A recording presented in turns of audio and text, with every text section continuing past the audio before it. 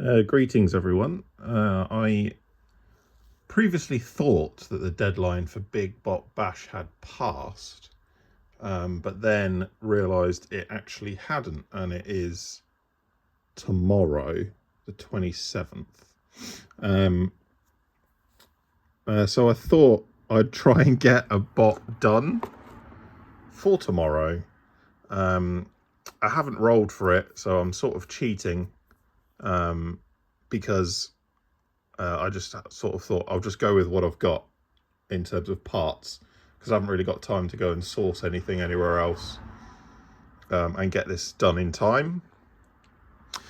So in terms of parts, I've got one of these plastic night kits you see on Amazon, which would be a good basis. I've got a got a toy battleship and one of these crappy tanks. The turret's gone missing. Got no clue where that's gone. So I've got that. I've also got the skulls that I used on that guy, and I've got some like bigger crappy army men weapons that I can attach. So I'm just gonna see where I end up, and I'll report back when I've built something. Fingers crossed. So after a bit of rough building and getting getting stingy eyes from super glue fumes, we're sort of in this region. I'm not really sure what I was going for. My initial thought was to replace the torso of the knight kit with one of the skulls. And I thought about using parts of the battleship that I had as shoulders, and then it sort of morphed into the head as well.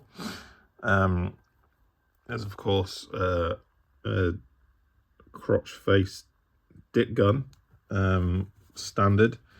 There's a bit more work to do yet, but it's sort of a very rough where we're at.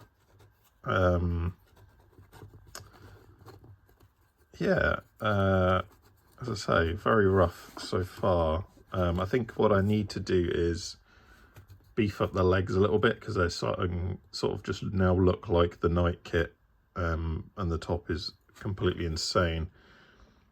I'm not quite sure how I'm going to do that. That might be as simple as just wrapping chain around one of the legs to make it bigger and stand out a bit more.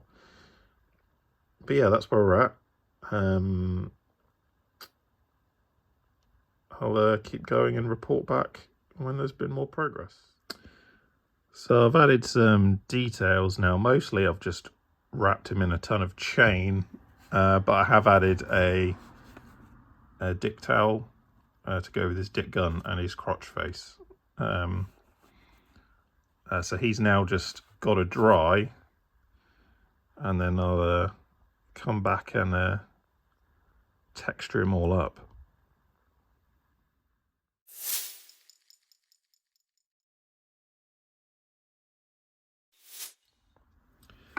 So I just wanted to give a quick update of where I am at. Apologies for all the cars driving past. Just loose base coats so far. That's kind of how I like to paint a lot of stuff like this.